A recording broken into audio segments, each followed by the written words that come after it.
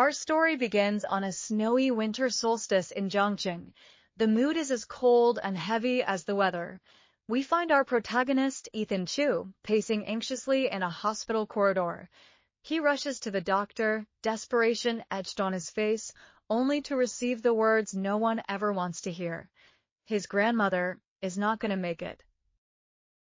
Ethan forces himself to be strong, putting on a brave face as he enters the room. His grandmother, though frail, greets him with a warm smile.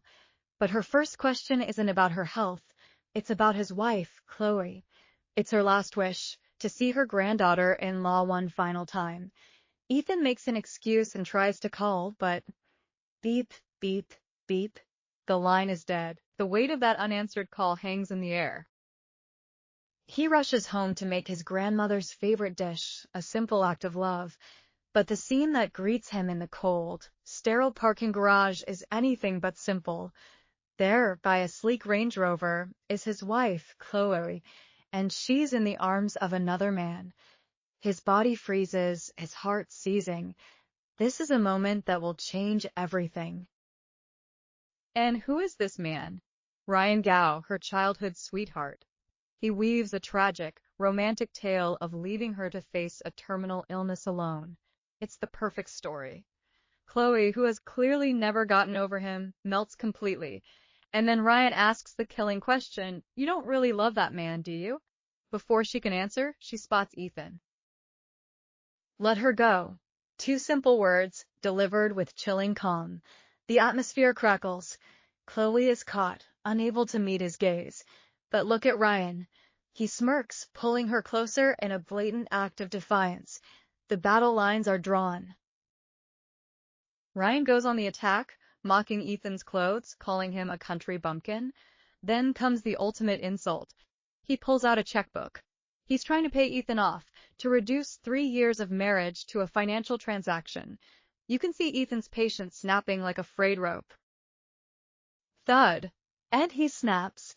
Ethan shoves Ryan, the first crack in his calm facade. But watch Chloe's reaction. Instantly, she's at Ryan's side, turning her fury not on the man who is trying to wreck her marriage, but on her husband. She defends Ryan, choosing him in the most brutal, public way possible. Get lost, she spits at him. With his world collapsing, Ethan makes one last, desperate plea, shouting the terrible truth. Grandma is dying. But his words are cut off by the final, deafening slam of a car door. She drives away, leaving him utterly alone. His grandmother didn't make it. Now, we see Ethan in a humble mourning tent in the countryside, keeping a lonely vigil. The contrast from the modern city is stark. Here, surrounded by tradition and grief, he is completely alone. Busy, but a single vibration cuts through the grief. A message from a contact named Number 2. On the screen are paparazzi photos of Chloe and Ryan, already a happy couple in the public eye, and beneath them, a simple, terrifying question: make him disappear. Ethan's reply is a single word: don't. Who is this Number 2? Who is Ethan that he can command such power? The grieving, pathetic doormat is suddenly a man of immense mystery. Just then, a bizarre visitor arrives, a huge man who kneels beside Ethan and, like a spy, hands him another phone. Someone wants to talk to you. The plot has just thickened, and it seems Ethan Chu is far more than he appears. Picking up right where we left off, Ethan takes the phone, and the voice on the other end. His father. But this is no tearful reunion, folks. Ethan's first words are pure, biting sarcasm. Oh? You're still alive? Whoa. The stocky man beside him goes pale. This isn't just a family drama. This is a battlefield.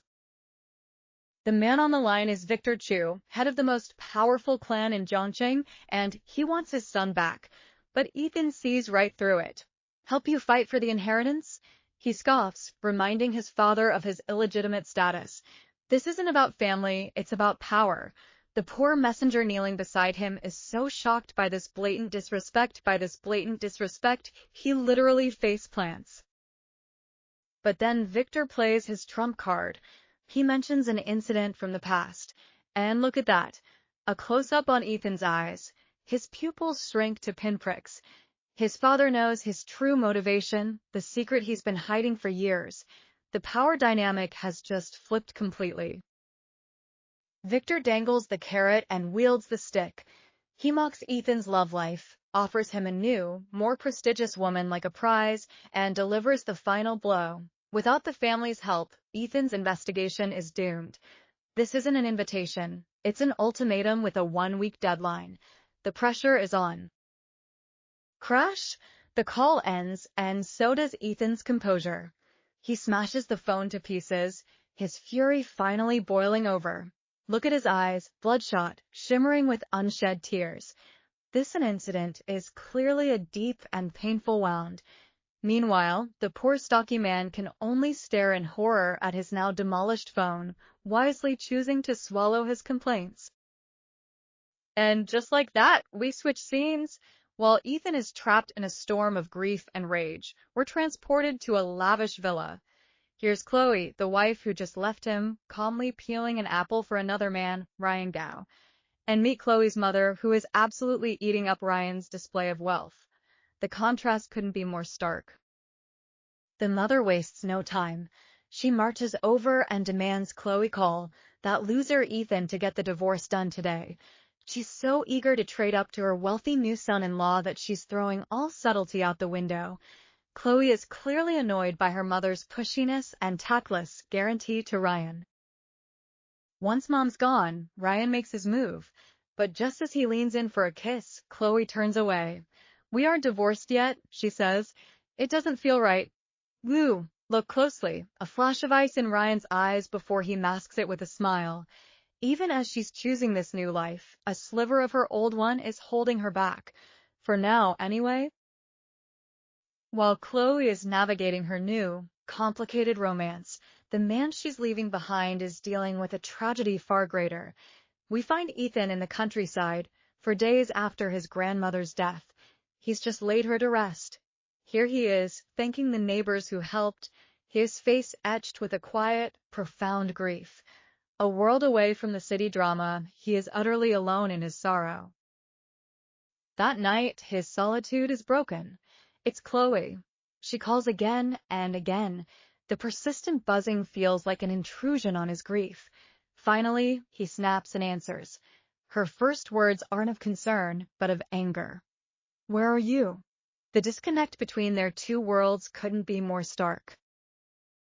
Chloe, still wrapped up in her own drama, asks about his grandmother. Ethan's reply is a gut punch. "I've already buried my grandmother." Look at Chloe's face, the shock, the guilt. He cuts her off with chilling finality, telling her she's not worthy to even ask, and then hangs up. The submissive husband she knew is gone, replaced by this cold, wounded stranger. The weight of it hits her. She remembers the grandmother's kindness, the scarf she knitted for her. She remembers Ethan begging her to come to the hospital. A wave of regret washes over her. But watch how quickly she pivots. She rationalizes her guilt away. Indebtedness isn't love, she thinks. Her solution? Money. She believes that's all a man like Ethan, a handsome face with nothing to offer, really needs. The next day, Ethan is back. The apartment is empty. There's no hesitation, no second thoughts. He signs the divorce agreement he prepared himself and places it on the table. He packs his things with a cold efficiency. He's not here to fight or plead. He's here to end it. And then, the worst possible timing. The door opens and in walks Chloe, Ryan, and her mother, laughing like the perfect family. The laughter dies the second they see him. Ryan, ever the provocateur, immediately pulls Chloe closer, smirking. The battle lines are drawn right in the living room. The mother-in-law unleashes a torrent of venom, calling him a thief. But look at Ethan. He doesn't even flinch.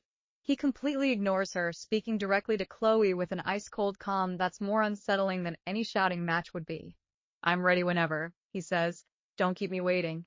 He's the one in control now. Chloe's guilt deepens. The calm, decisive man before her is a stranger. She offers him the apartment as a pathetic apology. Ethan's response? "I find it filthy. Ouch." That single word hits both Chloe and Ryan. Stung, Ryan gets physical, shoving Ethan and pulling out his favorite weapon, his checkbook.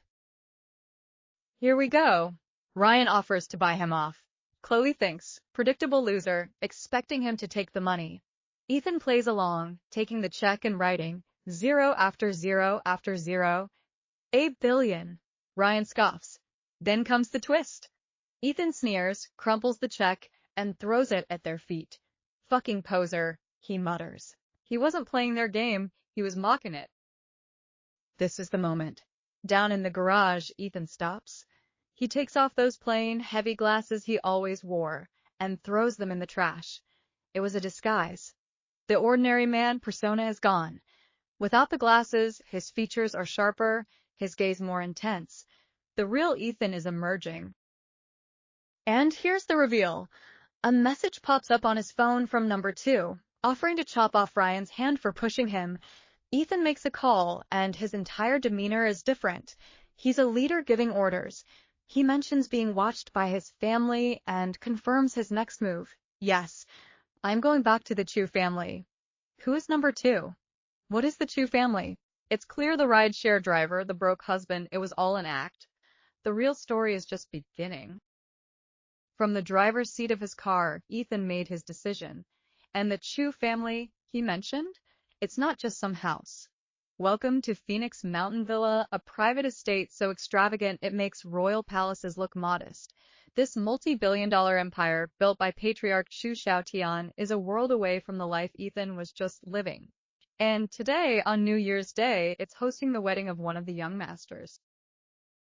After a procession of gleaming luxury cars, what pulls up next? Clunk. Punk. A beat-up Skoda, trailing black smoke. The guard's perfectly composed faces twitch. It's like a majestic warship being approached by a leaky raft. One of them steps forward, his expression screaming, "You've got to be kidding me." But the driver, Ethan, seems completely unfazed. He's on the phone with his soon-to-be ex-wife, Chloe. Listen to his tone. No heartbreak, no anger, just bored indifference. He's literally suggesting she marry her lover to solve her PR problem. The man who was just accused of being a broke, clinging husband couldn't care less. Chloe tries to offer him compensation, an apartment, but Ethan just hangs up. He has zero interest in her guilt money. His attention shifts to the guard, who's now calling for backup. "I'm here for the wedding," Ethan says with a cryptic smile. Oh, this is going to be good. The guard actually laughs in his face. "You're getting married."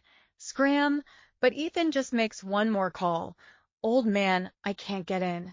Seconds later, a panicked voice screams from the guard's radio. That is the young master. Screech!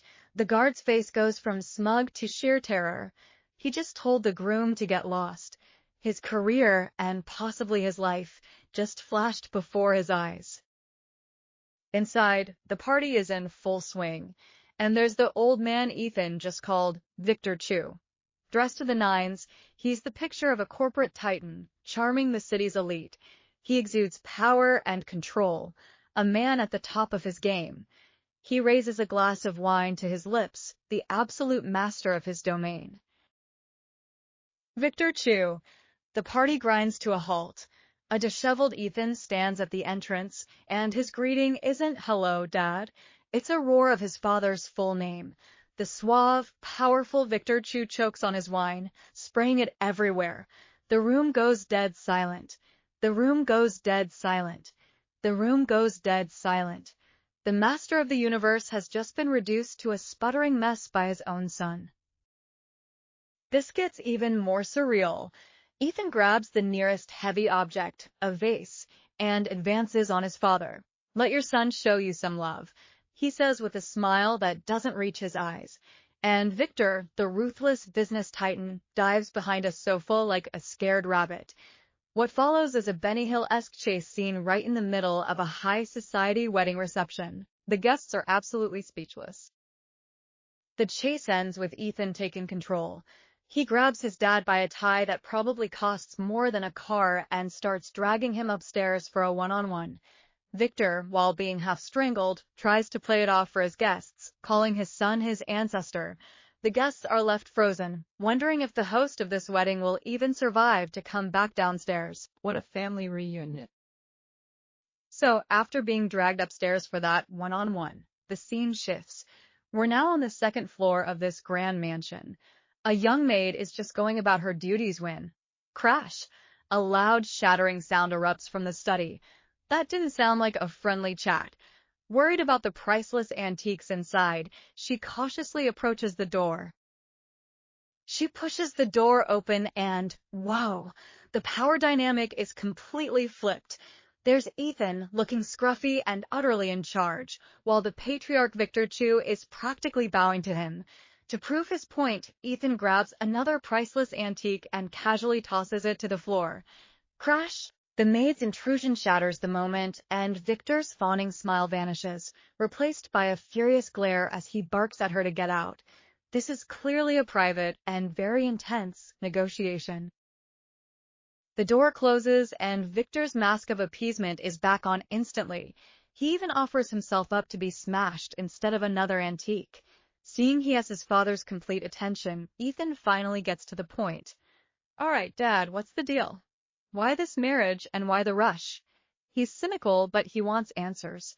And now the truth starts to come out. So it's a damsel in distress situation. Victor spins a tale of friendship and protecting a beautiful young woman, Isabelle Zhao, from vultures after her father's downfall. It's to protect her, Ethan deduces, but our boy can't resist a jab, teasing his notorious father. Why didn't you just marry her yourself? Add her to the collection. Victor is flustered, but Ethan's smile shows he knows his father's reputation all too well. Now we get to the fine print. The dowry isn't cash, it's control of an entertainment company. But Ethan isn't fooled for a second. He instantly calls it what it is, a temporary holding plan to keep the company safe. Victor, caught out, switches tactics. He leans in with a sleazy grin, trying to tempt his son with the real perk of the job, a company packed with beautiful starlets. He really thinks that's the ultimate prize, doesn't he? That's a hard no from Ethan. He's utterly disgusted by his father's worldview. The playful banter is over. The mood shifts on a dime. Ethan agrees to be a pawn in this marriage game, but on one condition. Victor has to tell him what he meant about the Chu family's power. And there it is. Victor's face becomes dead serious. This isn't just about a marriage, it's about bringing Ethan back into the fold to fight for the family inheritance. The real game is about to begin. The air grows heavy. They light cigarettes, the smoke coiling between them like a physical barrier. The conversation dives into even darker territory. Ethan admits he once suspected his own family. For what? We don't know yet. Victor probes, "Did you suspect me?" And the response is terrifying. Look at Ethan's eyes. They're turning red with raw, unfiltered rage. He threatens to flay his own father. Whatever happened in the past, it left a wound so deep it's still bleeding. How does a father react to a threat like that? Victor remains a stone wall. He exhales a cloud of smoke and gives a bizarre, cryptic response about fog and death. Is it a warning? A confession? Before Ethan can process it, Victor, the master manipulator, changes the subject to family pleasantries, suggesting a visit to Grandpa. He immediately regrets it, probably imagining the disaster that would be. Ethan just scoffs, his coldness returning. The moment of raw emotion is over, buried again. The tense meeting concludes. As they step back into the hallway, they run right into the maid from earlier. She's terrified, and for good reason. Look at the way Victor is staring at her. That's not a look you survive in a place like this. She saw too much. Ethan, however, sees it all. He sees his father's cold calculus, and the fear in the girl's eyes. And just like that, Ethan makes his move. "She's with me now," he declares, throwing a protective blanket over the terrified maid. He's saving her from his father's wrath. But look at Victor's reaction. It's a smile. A tiny, almost invisible one. Is he pleased that his disinterested son is finally showing an interest in something, even if it's just a power play to save a servant? Or does he see this as the first move in the inheritance game he just started? What a family! While Ethan was making power plays back at the Chu residence, his soon-to-be ex-wife, Chloe, is having a very different kind of day. Look at her, sitting there, staring at the unsigned divorce papers. She's confused, wondering why Ethan would walk away with nothing. Little does she know, he's just getting started. And right on cue, here comes her new beau, Ryan, playing the part of the concerned partner perfectly. Ryan's words about her past struggles trigger a memory for Chloe, a pivotal moment in her career, a role that seemed to fall from the sky. She connects the dots back to Ryan. Was it you? She asks, desperate for it to be true. Ryan pauses, just for a second, perfect dramatic timing, before smiling that "you caught me" smile. He's taking the credit. And just like that, Chloe is completely sold. Tears of gratitude stream down her face, touched by his supposed secret devotion. Oh, Chloe, if only you knew. The audience knows something you don't, and the dramatic irony is just delicious. He's played her perfectly. All right, let's leave Chloe to her tearful misunderstanding and jump to the main event, the wedding at Phoenix Mountain Villa. And would you look at Ethan? Gone is the casual troublemaker from the hallway. Dressed to the nines, he's turning every head in the place. He may be the illegitimate son, but today, he looks like the king of the world. And here comes the bride, Isabelle Zhao, Zhongqing's most beautiful woman, and they are not exaggerating. She's a vision, but that expression is pure ice. She catches Ethan checking her out, and the contempt in her eyes is unmistakable. Her inner monologue is brutal. She's trapped in a contract marriage with a man she suspects is a low-life jailbird. This is not her fairy tale. The ceremony begins. The officiant recites the classic vows. He asks once, twice, 3 times. But Ethan, he just stands there with a smirk on his face, saying nothing. The tension is so thick you could cut it with a whetting knife. Isabelle is finally forced to acknowledge him, a question in her eyes. And that's when Ethan decides to start the show. Screech! With that same smirk, Ethan finally speaks, turning on the poor officiant. Old man, why are you talking about sickness and death at a wedding? He asks before comparing the sacred vows to a ghost marriage. The entire crowd goes silent. Isabelle looks like she wants the ground to swallow her whole. This is a 5-star, grade public humiliation. The officiant is speechless. The guests are appalled. The Chu family name is being dragged through the mud. But wait, zoom in on the big boss, Victor Chu. His face is a mask of stone, but if you look closely, he's laughing on the inside. The play has started so soon. He thinks, this isn't a disaster for him. It's exactly what he wanted to see. The game is afoot, and Ethan just made his opening move in the most chaotic way possible. And the play continues. After a painfully awkward ring exchange, Ethan and Isabelle begin their rounds. As the main couple, they're supposed to be charming, but Ethan's version of charm is unique. While Isabelle maintains a frosty professionalism, Ethan greets old acquaintances with, "Oh, you're still alive." He's not just breaking etiquette, he's shattering it with a sledgehammer, and Isabelle is forced to stand by and watch. His next target? The family's most respected servant, Butler Wong. Ethan's greeting is as disrespectful as it gets. The surrounding guests are floored, but the old butler doesn't flinch. He calmly relays a message straight from the top dog, Grandfather Chu. Behave, or I'll break your legs. The family drama is out in the open now. This confirms what everyone's thinking. The head of the family despises this illegitimate son. A direct threat from his grandfather? Ethan just grins. He doubles down, using a historical tale to call the respected butler a dog. Look at Isabelle's face. The sheer horror and embarrassment. She's realizing her new husband isn't just a playboy. He's a vulgar, disrespectful scoundrel with absolutely no filter. The play is getting a little too real for her. After that disaster, Ethan scans the crowd and locks onto a new target. A notorious, buck-toothed, and very drunk director Wong Long. Isabelle wants nothing to do with it. But wait, a flicker of recognition. That's a titan of the film industry. Her annoyance instantly morphs into business mode. An opportunity is an opportunity, even if it means tailing her scoundrel of a husband. Isabelle doesn't waste a second trying to talk shop about the director's new movie, but Wong shuts her down completely, asking for a private word with Ethan. Ouch, that's a public snub. Isabel is forced to step aside, realizing that even this useless, illegitimate son commands a certain level of respect in these circles. There's more to him than she thought. And now for the big reveal. Wong Long whispers to Ethan, and every word reaches Isabel's ears. He made a star out of Ethan's ex-girlfriend, Chloe Xia, purely on Ethan's request, and now he's offering to ruin her career for him. This useless scoundrel has the power to make or break careers with a single phone call. Ethan's casual dismissal of the offer only adds to the mystery. Isabel is stunned. The man is a walking contradiction. The party winds down, and Isabel tries to make her escape, but Ethan, ever the provocateur, stops her, grabbing her wrist with a wicked smile. We haven't consummated the marriage yet. The line is drawn.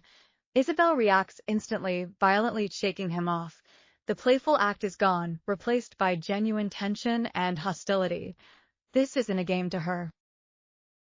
Isabel throws the fake marriage card down, but Ethan calls her bluff, reminding her of her family's vulnerable position.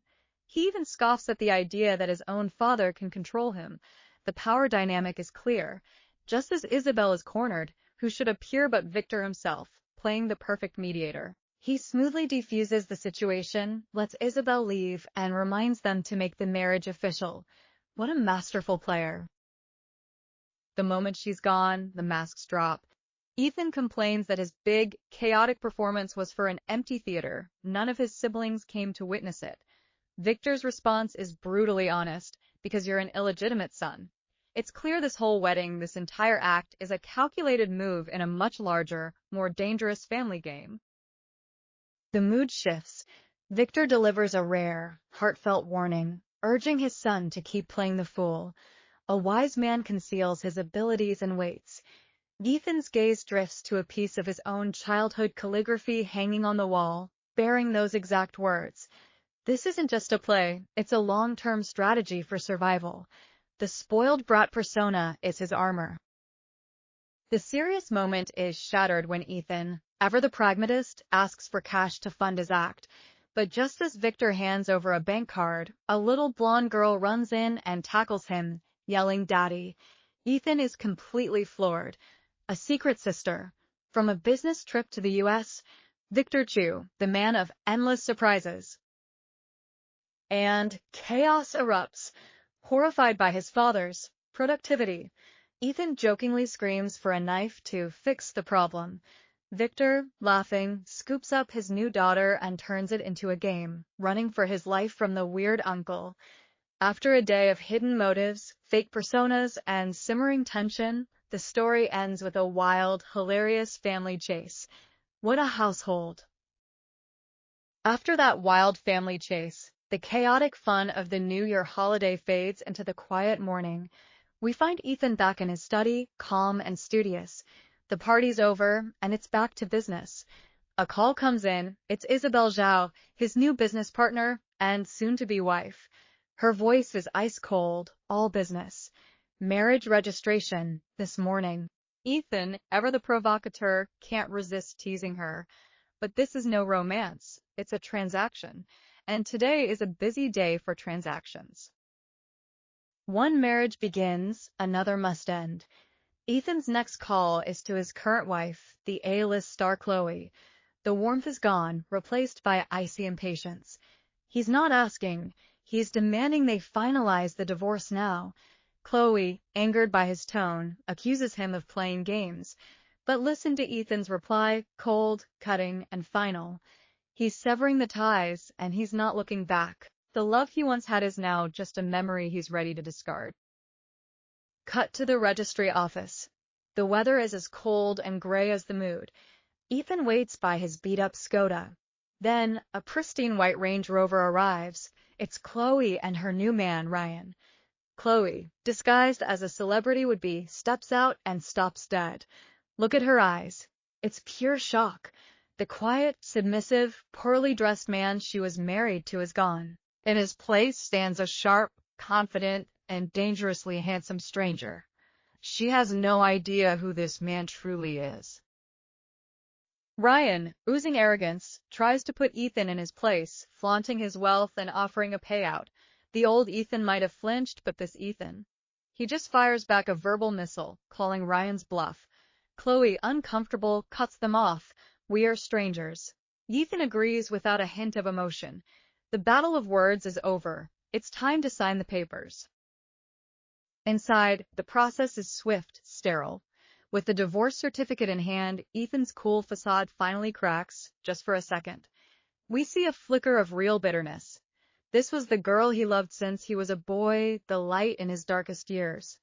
That quick flashback tells us everything. The school hallways, the innocent smiles. He's putting down more than just a failed marriage. He's closing the book on a lifetime of devotion. But the moment passes, the deed is done. But wait, the drama isn't over. The ink on the divorce papers is barely dry, and Ryan is already proposing marriage to Chloe right there. The clerk is floored, but Chloe hesitates, her eyes drifting towards Ethan. Is it guilt? Regret? Ethan sees it and calls her out with a single, cutting snort before walking away. He's not sticking around for this soap opera. Screech! Outside again, Ethan lights a cigarette, a lone figure by his humble car. Chloe looks like she wants to say something, one last word, but she's too late. A flash of crimson. A screaming red Ferrari pulls up right in front of Ethan. Out steps Isabel Zhao, the #1 beauty of Zhongqing, the ice-cold president of Chloe's own company. Look at Chloe and Ryan's faces. Pure, unadulterated shock. Look at adulterated shock. Whether they just discarded, knows her. And the bombshells keep dropping. Isabel explains that the Ferrari is for Ethan. Ryan, who was just bragging about his $4 million Range Rover, looks like he's seen a ghost. Ethan, back in his element, flashes that wicked smile and teases the city's most untouchable woman about being eager. And Isabel. She doesn't even acknowledge her company's star actress, Chloe. She's focused only on Ethan. You've settled things, she says. Let's go get our license. 1 divorce, 1 new car, and 1 new marriage, all in the span of an hour. Ethan Chu is playing a whole different game. Just as Ethan and Isabel head inside, the drama isn't quite over. As they pass the Range Rover, Chloe, the star actress, can't ignore her boss and offers a timid greeting. Isabel stops, and with a light tug on Ethan's sleeve, she drops another bomb. Keep my marriage to Mr. Chu a secret. Marriage? Chloe and Ryan, who were just processing the Ferrari, are completely stunned. The #1 beauty of Zhongqing is marrying this loser? Isabel doesn't hold back, schooling Chloe on her unprofessional behavior. Ryan, his pride wounded, can't take it anymore and lashes out, calling Ethan a pretty boy. Big mistake. Crack. Before the words even cool, the bodyguard lunges forward, a terrifying grimace on his face. Watch your mouth, kid. Suddenly, Ryan's bravado evaporates. He knows when he's outmatched. Chloe, ever the pragmatist, quickly diffuses the situation with a sincere apology. She knows better than to cross Isabel. With a simple nod, Isabel dismisses them and walks into the registry office with her new husband. The public humiliation is over. Alone with Isabel, Ethan's trademark smirk returns. Satisfied with your pretty boy? He teases. He knows she just defended him, and he's not going to let her forget it. And just like that, they're married. They come out, certificate in hand, and Chloe and Ryan are gone. The bodyguard offers Ethan the Ferrari keys, but in a classic power move, Ethan tells him to give them to Isabel. Let her drive. He's making it clear that while she may be the CEO, in this marriage, the dynamics are not what she expects. Isabel's tightened lips say it all. She's not happy about it, but she complies. Inside the luxurious confines of the Ferrari, the atmosphere is anything but. Ethan cuts through the pretense, asking if she defended him to stand up for him. Isabel tries to deflect with a sarcastic jab about his ex, but Ethan isn't having it. Don't play games, he says, his tone shifting from playful to serious. For the first time, we see Isabel look at him with a hint of uncertainty, realizing this playboy is more perceptive than he lets on. Finally, the real reason emerges. Isabel needs something. She wants to go to a director's party. Consider it a favor, she says. The transaction begins. Ethan, seizing the opportunity, playfully asks how she'll repay him. "Call me hubby," he smirks. Her response? Cold, sharp, and utterly brutal. "You're human garbage." For once, Ethan Chu is left speechless. This marriage is going to be a wild ride. Meanwhile, in the other car, the mood is just as toxic. Ryan is fuming, wanting to pull Chloe from her company, bad-mouthing the Zhaos. But Chloe isn't listening. She's lost in her own anger, her mind replaying the scene. To her, Ethan didn't just get a divorce. He traded up. The humiliation fuels her rage, and she takes to her phone to fire off a message. The text flies. Chloe accuses Ethan of cheating, trying to absolve her own guilt. How does Ethan react? With a laugh. His reply is ice cold and dismissive. "Oh, right, almost forgot about you." When she replies with a question mark, she's met with a big red exclamation point. The meaning is clear. Forgot to delete you. Ouch. The ultimate burn. He's not just moved on, he's erased her. Snapping back to reality, Chloe quickly placates a frustrated Ryan, smoothing things over with thanks and affection. The conversation turns to the party. Ryan, caught in a lie about knowing the director, quickly backpedals with a plausible excuse. To cover his tracks and play the big shot, he offers to buy Chloe a lavish gift for the director. She's all smiles, kissing his hand, their dysfunctional dynamics seemingly restored, all built on a foundation of lies and manipulation. All right, let's switch scenes. Leaving Chloe and Ryan to their twisted romance, we find ourselves in front of the sleek, serene Grace Media building. And who's this stepping out of a flashy red Ferrari? It's Ethan Chu, looking entirely too pleased with himself. His wife, the ever-frosty Isabel Zhao, is already trying to hand the keys back, desperate to get rid of him. But something tells me it won't be that easy. Ethan, ever the provocateur, completely ignores the keys. He teases her, enjoying her frustration. "You're my wife," he says, his voice dripping with charm. "That makes you family." Isabel is not having it, calling him shameless, but look at his face. He takes it as a compliment. This guy is impossible. And here comes the bombshell. The playful grin vanishes. Ethan's entire demeanor shifts. He extends his hand, not for the keys, but for a formal introduction. "President Zhao," he says, "I'm your new boss." Wait, what? The shameless freeloader is suddenly the acting chairman. Look at Isabel's face, complete and utter shock. Her world just got turned upside down. You can see the gears turning in their heads. Isabel is trying to figure out how this happened. Her father was supposed to transfer the shares to Victor Chu, not this guy.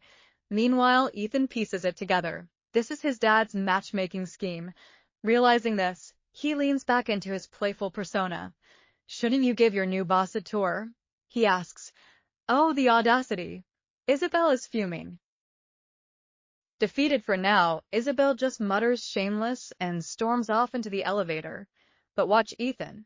The moment she's gone, that playful mask drops. The smile evaporates, replaced by an ice-cold seriousness. He pulls out his phone. We're about to see a completely different side of this man. He calls someone named Number 5. The voice on the other end is groggy, clearly a gamer just woken up. But Ethan's tone is chilling. All traces of the playful freeloader are gone. This is the voice of a commander, a boss. "I have a job for you," he says. Who are these people? What kind of job is he talking about? The mystery deepens. The next day, snow is falling. We see a softer side of Ethan as he interacts with a timid young maid named Ching. The cold, calculating boss from the phone call is gone, replaced by a man who seems observant and surprisingly gentle.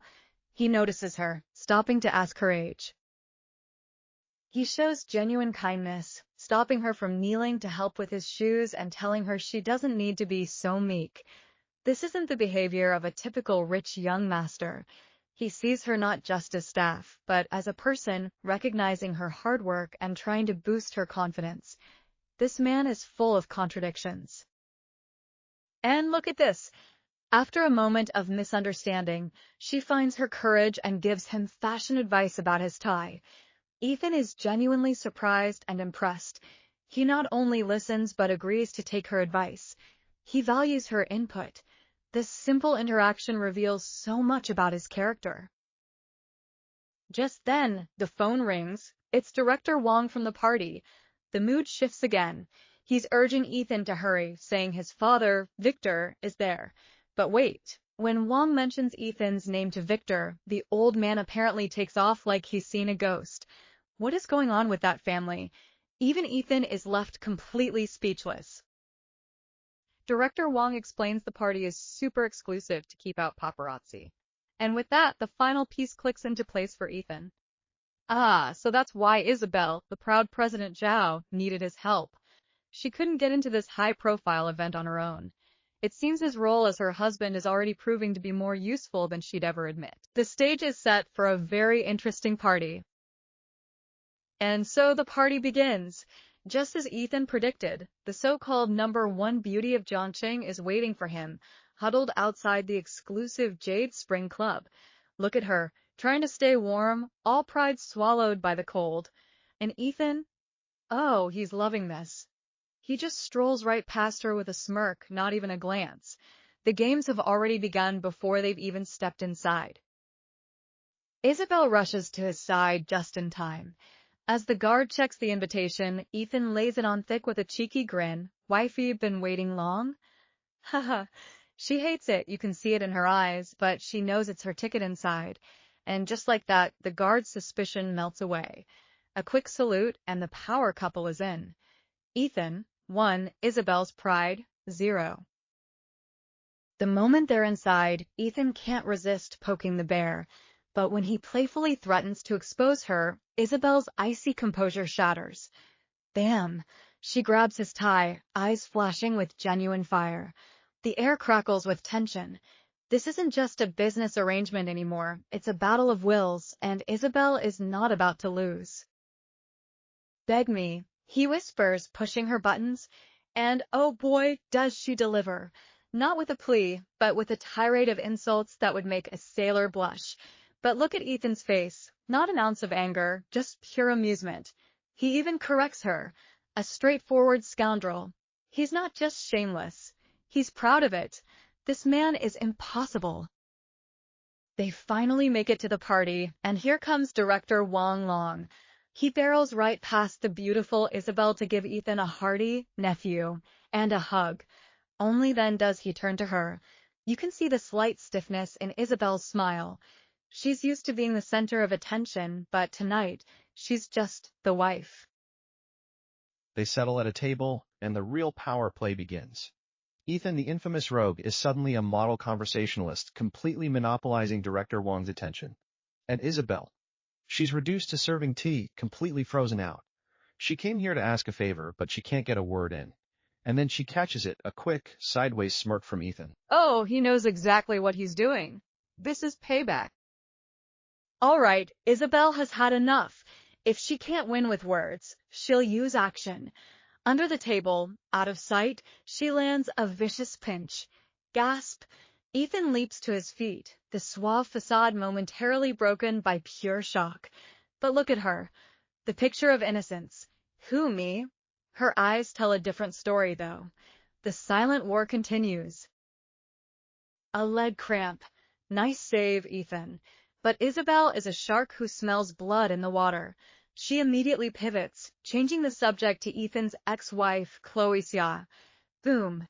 Talk about a bombshell. Director Wong panics, even kicking Ethan under the table to shut him up. Isabel just smiles sweetly. She's just taken complete control of the conversation. This is brilliant. Checkmate. Isabel masterfully used the topic of the ex-wife to get Director Wong to talk business. By forcing him to reject Chloe, she created the perfect vacuum to insert her own candidate. It was a flawless conversational trap. With Ethan sitting right there, the director has no way to refuse a simple meeting. She played him like a fiddle. And there it is, a moment of genuine, grudging respect. Ethan silently mouths brilliant to her. She won this round, fair and square. But just as they share this fleeting truce, a stir at the party, they both turn to look and, oh no, Of all the people in the world to walk in right now, it's Chloe Xia, the ex-wife herself, with another man. The party just got a whole lot more complicated. Picking up right where we left off, the party's new arrivals, Chloe Xia and her companion, are making their entrance. Publicly, Chloe is the gracious A-list star, but her eyes quickly find their target through the window. She's looking right at Ethan, her ex-husband, sitting with the powerful Isabel Zhao. You can practically see the gears turning in her head. She just can't comprehend what a woman like Isabel sees in a lowly ride-share driver. The disdain is palpable. And here's her plus one, Ryan Gao, adding his 2 cents.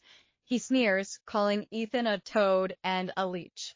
Okay, we've got our arrogant rich boy antagonist established. Chloe doesn't argue, simply suggesting they go inside. She's here to network, but it's clear Ryan is here to start trouble. Meanwhile, inside, business is happening. While Chloe and Ryan are judging from the outside, Isabel is closing a deal with director Wong. The topic: replacing Chloe as the female lead in his upcoming film. Isabel is efficiently cutting her losses over Chloe's scandal and pushing a new talent. The timing of this is just chef's kiss, poetic irony. And just as the deal is struck, the subject of their conversation walks in.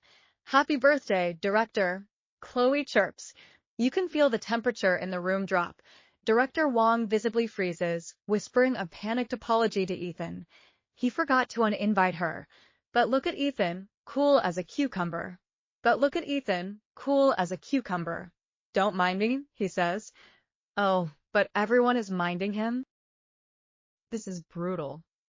Chloe tries to smooth things over with a gift, but Wong Long shuts her down completely. He won't even look at it, pointedly stating he doesn't know her boyfriend. This isn't just a refusal, it's a public dismissal. The message is clear, their previously warm relationship is officially over. Chloe is stunned. Rebuffed, Ryan decides to play his trump card. He introduces himself as the son of the Gao Corporation's chairman, who happens to own a cinema chain. Boom. Name drop. You can see the calculation in director Wong's eyes. He can't be rude to a major cinema chain heir. He glances at Ethan, who seems completely disinterested, and decides to de-escalate by suggesting they dance. A classic veteran move. But Ryan isn't here to de-escalate. He completely ignores the director, pulls up a chair right next to Isabel, and starts a business pitch. And the kicker, he calls Ethan an outsider who shouldn't listen in. This is a direct challenge.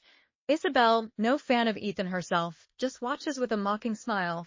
And Ethan, he just shrugs and pushes his chair back, completely unbothered. This lack of reaction is clearly not what Ryan was hoping for. Ryan is really pushing it now.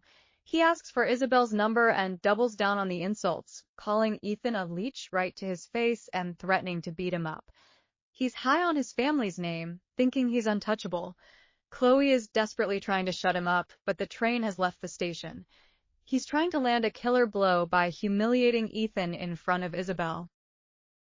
Finally, a reaction from Ethan. He looks up, and with a world-weary sigh, he gives Ryan a warning. Don't cause trouble for your family. This isn't a plea, it's a threat. A very calm, very quiet threat. But Ryan, blinded by his own arrogance, completely misses it. He thinks it's a joke and bursts out laughing. He has no idea who he's talking to. And for his grand finale, Ryan calls Ethan a toad one last time. He thinks he's won. But look at the shot here, folks. Look at the faces of Ethan, Isabel, and director Wong. They're all looking at Ryan with the exact same expression, like he's a pathetic, clueless clown who just walked off a cliff without realizing it. He has no idea that in this room, he is the toad, and he just picked a fight he can't possibly win. The air grows cold. The director, Wong Long, has been pushed too far.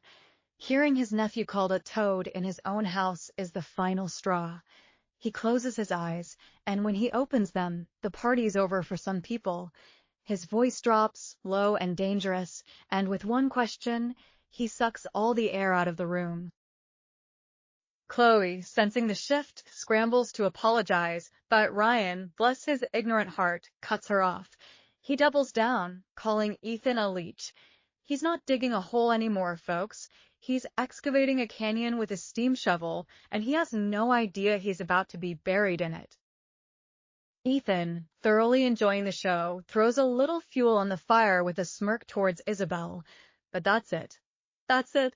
That's the limit. Slam. Director Wong explodes. He's done being polite, done being a gracious host. He throws Chloe's invitation in her face figuratively, and then points the finger at Ryan. You are not welcome here. Leave. Ryan, completely stunned, tries to pull the business card, thinking his family name holds weight. Big mistake. Wong Long verbally demolishes him, making it crystal clear that in this room, Ryan's family name is worth less than dirt. My investors don't see your gal family as anything special. Ouch. The humiliation is so thick you could cut it with a knife. And here's the final nail in the coffin. Wong doesn't just ask them to leave. He evicts them with pure, unadulterated rage. Get the hell out. Ryan can't even lift his head. All his arrogance has evaporated, leaving only shame as he tries to drag Chloe out of the room. But Chloe isn't done. She pulls away from Ryan, completely heartbroken, begging her mentor for answers. You still don't understand? Wong Long's contempt is chilling. The Clue has been sitting at the table, drinking tea the entire time, but Chloe looks at Ethan and sees nothing. Ethan, ever the performer, just offers a wry smile. Don't look at me.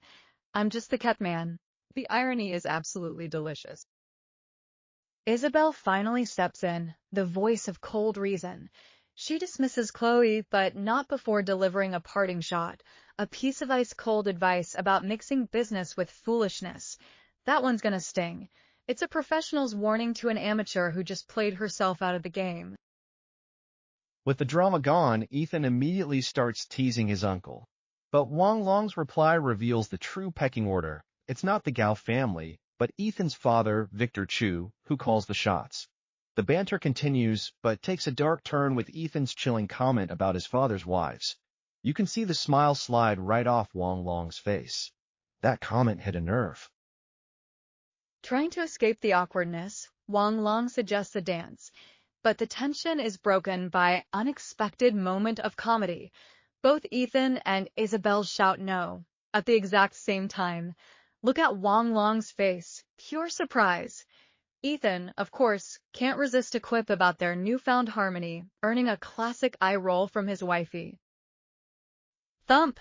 Meanwhile, outside, the humiliated Ryan is having a full-blown tantrum, taking his anger out on his own expensive car.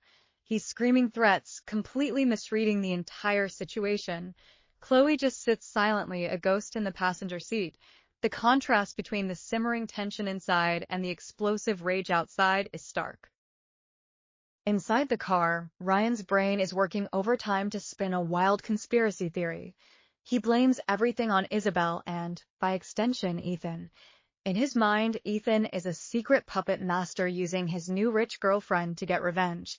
He's constructing an entire alternate reality to protect his fragile ego, with himself as the noble hero and Ethan as the secret villain. Chloe is torn. The man she knew for 2 years was kind and gentle, but how does she explain him marrying Isabel Zhao so quickly? Faced with Ryan's twisted logic and one undeniable fact, she makes her choice. In this final shot, we see her doubt give way to a terrible, wrong conclusion. She closes her eyes, convinced. The Ethan she loved was a lie. The misunderstanding is now complete, and the stage is set for even more heartache.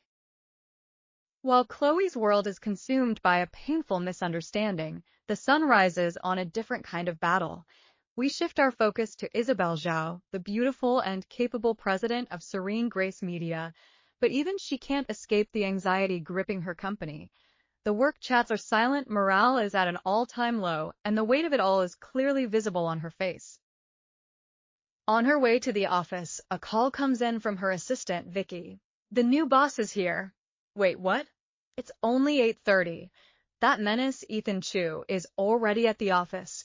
Isabel's temples throb with a brewing headache.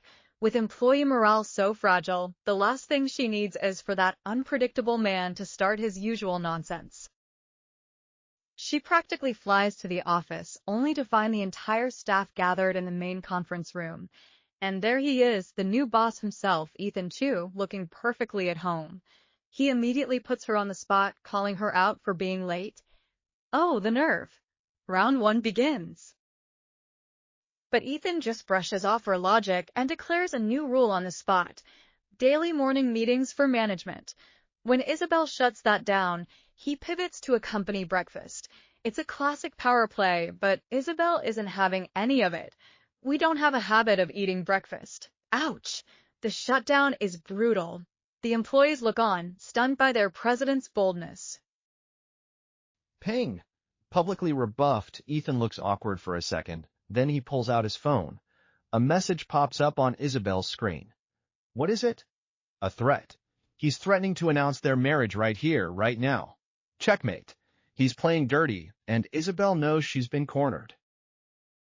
And she folds. With her secret on the line, Isabel has no choice. She calmly sits and validates his new rule.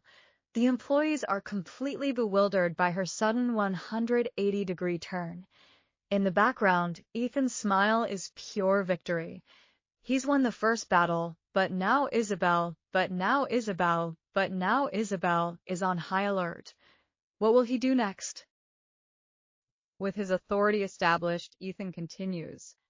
But what comes next is not what anyone expected. No more overtime? Increased bonuses. Real holidays. The room falls silent. You can almost hear the gears turning in everyone's heads. Is this guy for real? A capitalist with a conscience. Even Isabel is thrown, wondering what his game is. And he's not done. He announces pay raises, especially for the lower level and long-term staff. Then comes the real shocker, company support for family medical emergencies and massive bonuses for employees whose children excel academically. Look at Isabel's face. Her suspicion is melting away, replaced by genuine surprise. This spoiled playboy might actually know what he's doing. And then, the grand finale. A free apartment. The room absolutely explodes. The anxiety and depression that filled this room just moments ago has been replaced by pure, unadulterated joy. In one fell swoop, Ethan has not only saved morale, but has ignited a fire of loyalty. Isabel watches her employees, a wave of relief washing over her. She looks at Ethan, and for the first time, her gaze is truly soft. He's a scoundrel, but he's a brilliant one. After igniting the crowd, Ethan shifts gears. His tone becomes serious. He has one requirement. No more English names. He launches into a speech about cultural pride and identity. Wow. Just when you think you have him figured out as a master manipulator, he shows this unexpectedly principled side. Who is this guy, really? And he just couldn't stick the landing. After that passionate speech, he ends with a threat to spank them. Isabel just sighs. He was doing so well. The serious, respectable boss image lasted for all of 2 minutes. Now everyone just looks confused and a little weirded out. But wait, the universe has a wicked sense of humor. Just as he finishes no foreign names rule, a blonde foreigner bursts in and yells, "Hey, Stephen!" Oh, the irony. The entire room swivels to stare at Stephen Chu, the boss who just threatened to spank them for doing the exact same thing. This is gold. Busted. Ethan scrambles for an excuse, looking completely flustered before quickly dismissing the meeting. The comedic timing is just perfect. Once the room is empty, he calls over the source of his public humiliation. Time for a little chat with number 5. Ethan tries to explain the new rule to the clueless number 5 and bestows upon him a Chinese name, Chu Xing. But number 5's reaction is a bit much. He's absolutely thrilled, imbuing the simple name with profound, epic meaning. Ethan can only watch, trying not to crack a smile. What a bizarre and unexpectedly hilarious start to his tenure as the new boss. Now that the formalities of the new name are out of the way, Ethan gets down to the real business. In the privacy of the conference room, he lays out number 5's true mission, a secret to year-long investigation. But first, number 5, or Chu Xing, has to prove his worth to the company in a very public way. And judging by that tiny USB drive he just pulled out, he's more than ready. With number 5's public mission about to begin, Ethan steps into the hallway only to be met by the ever-watchful Isabel. She offers a rare thank you, but the truce is short-lived. The air crackles with their usual mix of sarcasm and veiled insults. Ethan, ever the provocateur, suggests she beg for his help. Classic. Just when you think they might find common ground, the old dynamic snaps right back into place. Just as their verbal sparring hits its stride, all hell breaks loose in the main office. Alarms blare. Keyboards clatter. Shouts erupt. Computers are freaking out. Files are disappearing. It's total digital mayhem. Isabel rushes to assess the damage, but look at Ethan. That smug smile says it all. And right on cue, the architect of the chaos speaks out, ready for his grand entrance. Showtime. Ethan drags the culprit into the spotlight, and number 5, with a natural flair for the dramatic, delivers his introduction. Hello, I am an animal, he declares in terrible Mandarin. The entire office just freezes, dumbfounded. He then proudly announces he's the one who unleashed the virus, as if he's just won an Oscar. The sheer confidence. You can't make this stuff up. One IT guy seems to agree with the animal assessment, at least. While number 5 works his magic, Isabel corners the man responsible for the chaos. You're hiring him? She demands.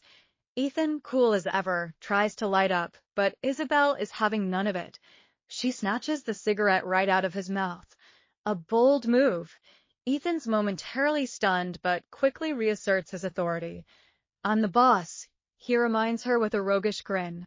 The power struggle between these two is just getting started. And just like that, the crisis is averted. The network is back.